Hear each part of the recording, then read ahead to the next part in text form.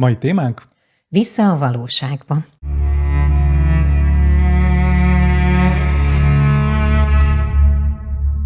Sziasztok! Sziasztok! Sok szeretettel köszöntünk újra mindenkit.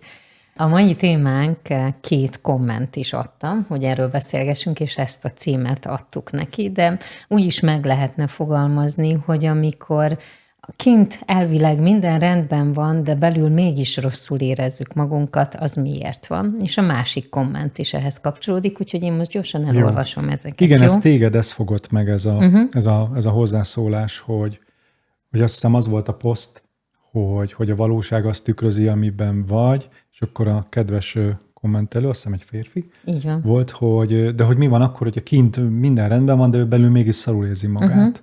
Ez egy nagyon izgalmas dolog, erről majd mindenképpen erről a részéről beszéljünk. Igen, Közben és meg vagy? Okay. Közben meg vagyok, igen, és a másik az egy picit hosszabb lesz, úgyhogy ezt is akkor én elolvasom, jó?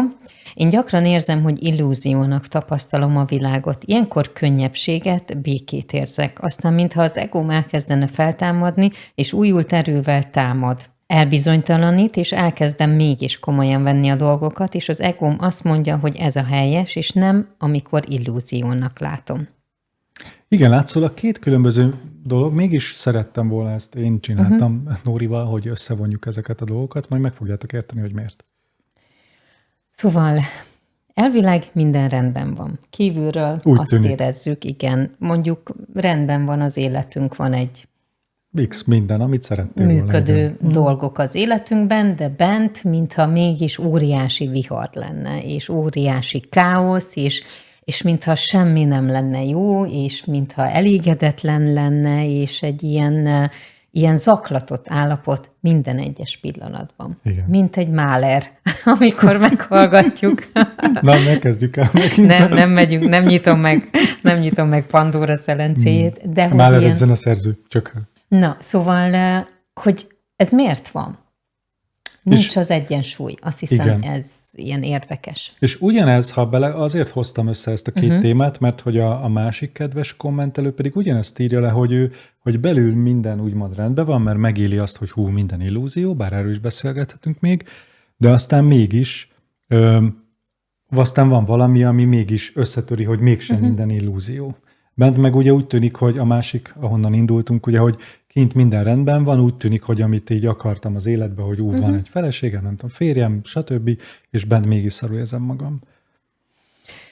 Ezzel szerintem sokan küzdenek. Igen, és ez egy nagyon-nagyon jó megközelítés, igen? De igen, ez egy nagyon jó megközelítés.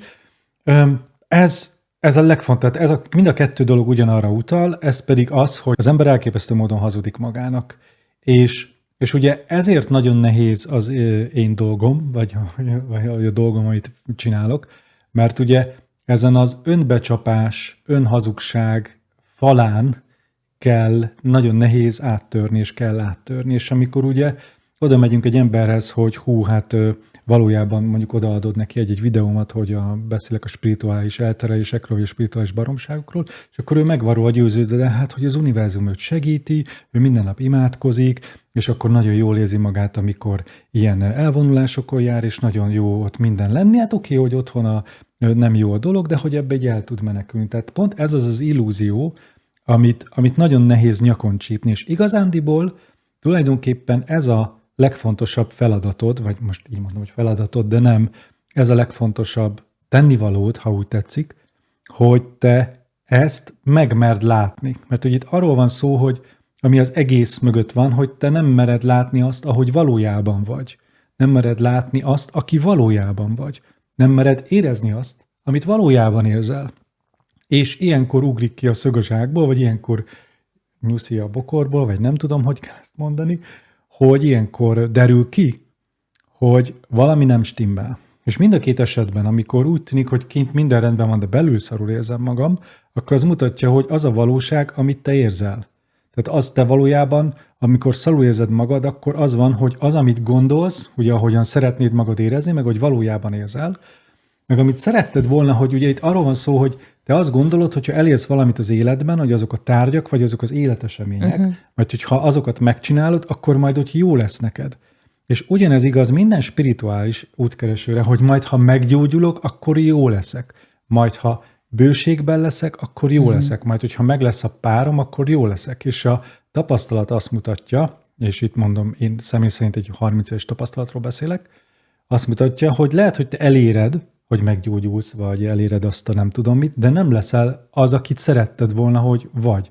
És pont ez de ezzel szerintem minden ember szembe találkozik, aki egy kicsit is, picit is magára nézett, hogy nem tette boldoggá, hogy eléri ezt, vagy azt, és hogy miért? Hát mert az, amit szerintünk el kell érnünk, az csak az fejünkben egy program, és így bevehetnénk a kollektív dolgokat egyébként, hogy ez egy kollektív program, hogy mit kell elérned, vagy te egy minta, amit el kell érned.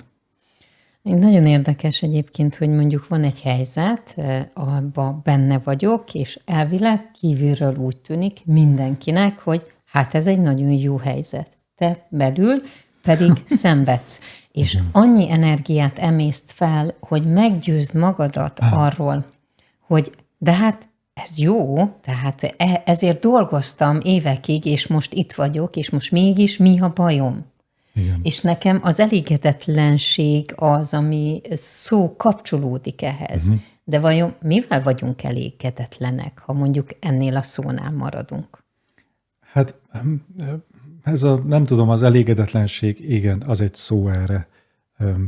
Nehéz így átkapcsolni ezt a szót maga bennem, mert hogy bennem más jelent. De hogy igen, nem jó szó az, hogy nem érzem a boldogságot, mert nyilván az elégedetlenség azt jelenti, hogy hogy nem elég, amin van, de hogy talán nem jó, amin van. Tehát, hogy ott vagyok egy csodálatos házasságban, mindenki azt látja, hogy van egy csodálatos feleségem, van 3 gyerekem, van kutyánk, házunk, autónk, és milyen jól élünk, és akkor kiderül, hogy valójában meg nem vagy boldog. Mert ugye ez most tudom, hogy nagyon banális dolgot fogok mondani, de hogy az embert sosem a dolgok teszik boldoggá. És talán, ha lehet, a videónak ez egyik ilyen üzenete, hogy nem a dolgok tesznek boldoggá. És most nem figyelj, hogy azok a dolgok tesznek boldoggá, amit a dolgokon keresztül megélsz. De ehhez egyébként nem kell az a dolog. És ez nagyon nehéz, mert az pont például így van, mondjuk az egy autót, most ezt tudom mondani, ez egy ilyen személyes példa, hogy nem egy drága autó fog boldoggá tenni, de azt, amit te megélsz az autóval, mondjuk, hogy szabad vagy, hogy el tudsz menni gyorsan A-ból B-be, és amit megtapasztalsz az autón keresztül, például számomra, meséltek egy ilyen személyes dolgot, hogy talán hát, ha ez elmondja, hogy például számomra én kipróbáltam most ezt az elektromos hajtást, és nekem nem vált be, mert én nagyon sokat utazom, ugye minden hónapban van elvonulásom, ugye a gyerekekhez járok autópályán, utazom a barátaimhoz is, csomószor autópályán kell utaznom, szóval ez nekem az elektromos hajtás, ez számomra egy nagyon korlátozó, és ilyen folyamatos egy ilyen stressz helyzetet hozott, hogy hiába volt egy szép autó, meg elektromos hajtás volt benne, tehát nem hozta meg azt, amit én meg szeretnék élni. És ez ilyen feszültséget hozott, tehát nem a tárgy tett boldoggá, hanem az, amit megélek által, és akkor lecseréltem az autót, és akkor most megélem ezt a fajta szabadságot, hogy ha kitalálom, hogy leszeretnék menni a Kecskemétre, ugye a kedvenc kávézómba, és ott szeretnék beszélgetni a régi barátommal a Nano kávézóban a Zolival, akkor ezt meg tudom tenni úgy, hogy úgy utána mondjuk nem jövök haza napokig, és hanem ott nem tudom, még felfedezem a világot, és hogy nem kell gondolkodnom arra, hogy hol fogok tölteni, vagy ilyesmi. És ez a fajta szabadság, amit megélek, ezt ugye nem a tárgy adja meg nekem, de a tárgy által meg tudom élni. És nem a tárgy tesz boldoggá, hanem a dolgok azok szolgálnak engem, hogy megélhessem azt, aki vagyok. És ugye itt nagyon fontos, és akkor most mindjárt össze fog állni nektek, hogy vegyük azt, hogy te megéled azt, aki vagy, de az nem biztos, hogy mondjuk egy család, 3 gyerek, kutyaház, autó, munkahely, az, amit téged meg tudod élni azt, aki vagy. És akkor kiderül, ugye ez van, hogy az, aki te vagy, és amit téged önmagaddá tesz, azt lehet, hogy nem úgy tudod megélni, ami szerinted boldoggá tesz. És akkor elmondtam mindent. Ez ugye, Nóri? Ez így követhető volt. Van egy bocs, nem volt sok ez a személyes példa? Ez érthető volt? Ne vágjam ki? Nem, mert hogy én is hozok most egyet egyébként. Akkor nem vágtuk ki. Van egy barátnőm, akinél ugyanezt történt. Gyönyörű. Melyik? Az, hogy gyönyörű család, 3 gyerek, kutya, bocs, nem trollkodok. 3 gyerek, kutya, nagy ház, nagyon jól éltek, autó, és ő egyszer csak azt mondta, hogy nem. Ez neki így nem megy tovább. és senki nem értette. Nagyon kevesen értették meg. Az édesanyja évekig nem állt vele szóba, hogy egy ilyen döntést meghozott. Eldobta magától a mindent. Eldobta magától a jót, azt, ami normális. A társadalom szerint. Igen. És most él, heti váltásban vannak a gyerekek, iszonyat nagy hitel van, és minden ilyesmi, 3 munkahelyen dolgozik, baromi sokat dolgozik, de boldog és kiegyensúlyozott. És ő azt mesélte nekem, hogy azt éreztem, hogy le vagyok folytva. Tehát, hogy így nem elfolytva, hanem lefolytotta saját magát.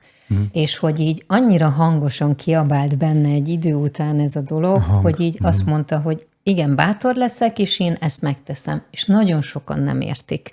És a mai napig, és mondta, hogy rengeteg barátot elveszített, mert senki nem érti, hogy miért csinálta ezt. Mi a baja? És erre szokták még azt mondani, hogy jó létében, vagy jó dolgában nem tudja, hogy így mit csináljon. Szóval ez meddig folythatjuk el magunkat? A végtelenség. A végtelenség. Tehát tényleg a végtelenségig. Igen, és ez ami ütközést fog hozni, ami számodra is valószínűleg problémát okoz, hogy ugye fölvállalni magad, pontosan az a kedves barátnőd, akit hívunk Jolinak, tehát Joli története megmutatja, hogy valószínűleg te is ezt tudod, hogy ha fölvállalnád önmagadat, akkor a külvilágból nagyon sok támadást vagy konfliktust élni meg, és ezért nem merik legtöbbször az emberek fölvállalni. Ezt ahhoz tudnám hasonlítani, hogy az a nagyon sok elfojtott energia, az a nagyon sok illúzió, kötés, amit te létrehoztál. Tehát olyan, ez a taróban a torony szimbólum, hogy fölépítesz egy tornyot, ugye fölépítette Joli is a tornyát, a család, gyerek, kutya, ház, autó dolgot, és fölépítette, és amikor kiveszi belőle az energiát, az a torony összedől, és az energia, amit beleraktál, az fölszabadul. Na most ez, ami összedől, ez az, ami ugye konfliktusként csattan, mint amikor egy gumikötelet húzol, tudod, így szoktam mondani, és akkor elengeded a gumikötelet, az csattan egyet.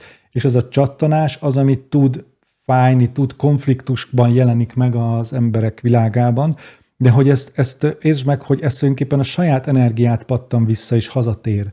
És ez egy nagyon jó dolog, mert onnantól kezdve te már nem egy ilyen illúzió tornyot fogsz építeni, hanem valódi dolgot fogsz építeni, ami időtálló, tehát ami te vagy. És nem egy illúziót, ami ugye ez a torony, amit fölépített Joli, ez egy külsőre mondták meg a család, a karma, a társadalom, minden, hogy mit kell építened.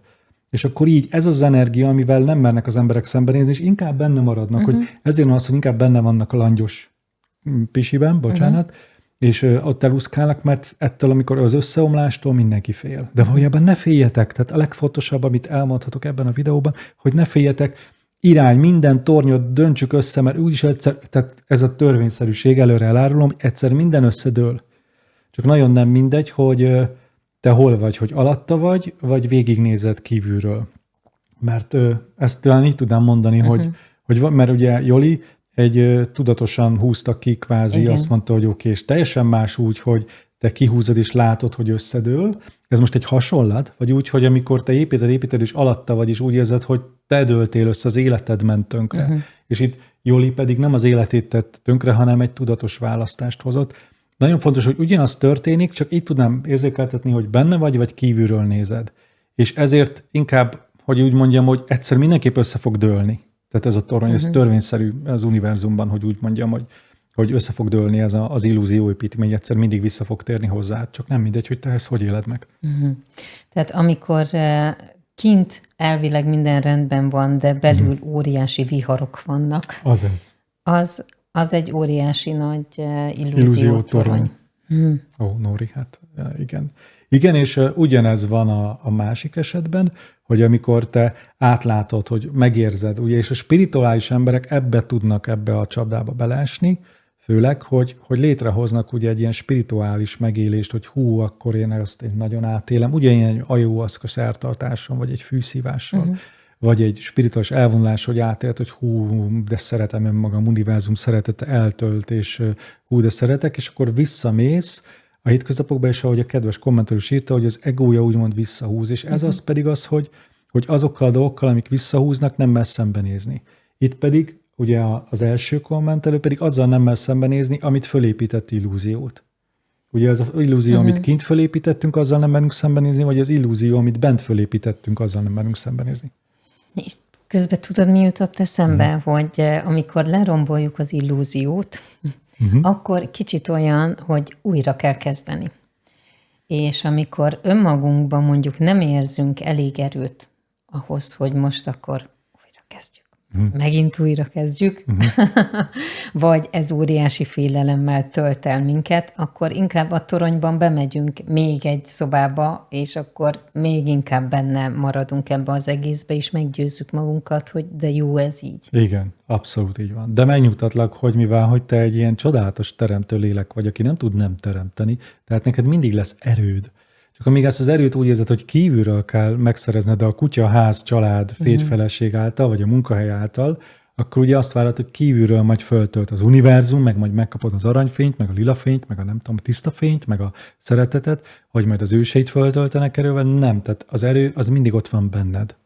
És ez egy nagyon fontos dolog, hogy mivel te építetted fel az a tornyot, a lélek valójában, gondolj bele, hogy minden egyes újjászületéssel úgymond mindig erőt merít abban, hogy létrehozzon egy életet. Tehát, hogy hidd el, hogy neked pontosan van erőd, pontosan élni. Csak ugye, amikor te harcolsz magaddal, az nagyon le tudod magadat szívni. Nem a másik szív le, hanem ugye magadat szívod le. Igen. És ez az első kommentnél, tehát térek arra vissza, hogy kint minden rendben van, de belül nincsen, és belül nagyon rosszul. És az a harc. Ami önmagunkkal folytatjuk, arra iszonyatosan sok energia megy el. Így van. De igazán, bocs, nem is a belső harcra megy el, hanem azra is, de hogy úgy értsd meg, hogy azt az illúziót fenntartani, hogy kint úgy tűnik, mintha minden jó lenne. Az is sok erőt elemészt, hogy valójában azt hitetem el magammal, hogy kint az életem rendben van. Tehát az is az illúziót fenntartani mindig erőt veszel tőlünk. Jó, de mi lenne, ha mindenki azt mondaná, hogy na, ezt nem csinálom tovább. A világ csodálatos. Lerombolom az összes illúziótornyot. De jó lenne. Köszi, ez nagyon király lenne. Mennyi energia szabadulna fel. Igen. Nem is az, hogy jó lenne, hanem egyszerűen gondolj bele, hogy magák az emberi kapcsolatok is mennyire, hogy tudom, hogy én most nekünk nem kell csak azért együtt lennünk, mert egyébként, mert mit tudom én, mert a pénz miatt, mert a gyerekek miatt, vagy nem tudom mi miatt, hanem azért leszünk együtt, mert boldogan tudunk együtt teremteni. Mint mondjuk Nóri meg Kúnó, ugye azért vagyunk együtt, mert boldogan tudunk együtt teremteni. És hogy ez egy tök jó dolog, és a Nóri egyszer azt mondja, hogy kiszáll, akkor kiszáll, én egyszer elküldöm Nórit, akkor elküldöm Nórit, már hogy nincsen ilyen kötés köztünk, amit fel akarunk tartani. Ez nem valószínűleg nem most fog megtörténni egyébként, szerint, mert hogy annyira jól tudunk közösen dolgozni, de hogy ez egy ilyen flowban levő helyzet. És gondolj be, amikor minden ember így működne együtt, egy családban, egy stb. Helyzetben, és ez megvalósítható, szeretném hangsúlyozni, hogy ez ott van. Csak ez az embereknek össze kell dönteni előtte az illúziót, tehát addig nem fogsz tudni. És ez nagyon fontos talán, hogy az emberek, mert ugye biztonságra játszanak, hogy jó, előbb elkezdem építeni a biztosat, és majd utána döntöm össze az illúziót, ez nem működik, mert az illúzió előbb összedől, és utána fogsz tudni tisztán építeni. Tehát amíg azt gondolod, hogy ilyen biztonsági játékot játszol, akkor csak nem fog menni. Igen, hogy addig nem engedem el ezt az ágat, míg ezt nem fogom. Igen, és ilyenkor jön a két cég között, valójában az nem két cég között a földre esés, hanem pont dől össze az illúziód. Fú, de érdekes, meg izgalmas ez egyébként. Ugye? És közben az jutott eszembe, hogy ugye az agyunk, meg amikor elkezdünk gondolkodni, az viszont mennyire befolyásol, és hogy az, ami visszatart ugye folyamatosan minket. Igen. Hát az agyunk az teljesen visszatart. De hát abban annyi mindenben úgy elmondom, hogy ne gondolkozz. Ja. Igen. Jó dolog az agyunk, mert azért rengeteg mindenki feltalált rengeteg mindent. Az agy csodálatos dolog. De közben nekem az is eszembe jutott, hogyha ezek a nagy tudósok, mint például Einstein, visszafogta volna magát, és így nem gondolja azt, hogy így bármi megtörténhet, és hagyja, hogy áramoljon, akkor nem történt volna meg. Igen. Megtörtént volna, csak mással. De igen, nagyon, nagyon jó dolog az agy, csak az egy kiegészítő szerv, hogy így mondjam. Jól van. Jó. Köszönjük szépen megint, hogy itt voltatok. Írjatok nekünk kommenteket, válaszoljatok, bármi, ami most felmerült bennetek, azt írjátok meg. iratkozzatok fel, és hogyha szeretnétek csatornatagok lenni, akkor pedig ugye plusz tartalmakat is kaphattok, és egyébként vannak kis új ikonok attól függően, hogy ki mikor iratkozott fel a YouTube csatornára, az nem a véletlen műve. Igen, ez mindig is ott volt, de nem a YouTube csatorna feliratkozás, hanem a csatornatagság. Csatornatagság. Igen, és aki most megjelent, ugye a 2 éves csatornatagok már megkapták a szivárványos kitűzőjüket, akik nem 2 éve, neki ugye egy yin-yang jel van, de aki 2 éve, az fantasztikus, és nagyon hálás vagyok neki, köszönöm szépen tulajdonképpen, hogy 2 éve csatornatagok. Az fantasztikus elköteleződés, minden elismerésem, nekik van egy kis szivárvány. Ez nagyon sokat számít, tudom, de nyilván. Köszönjük, sziasztok! Sziasztok!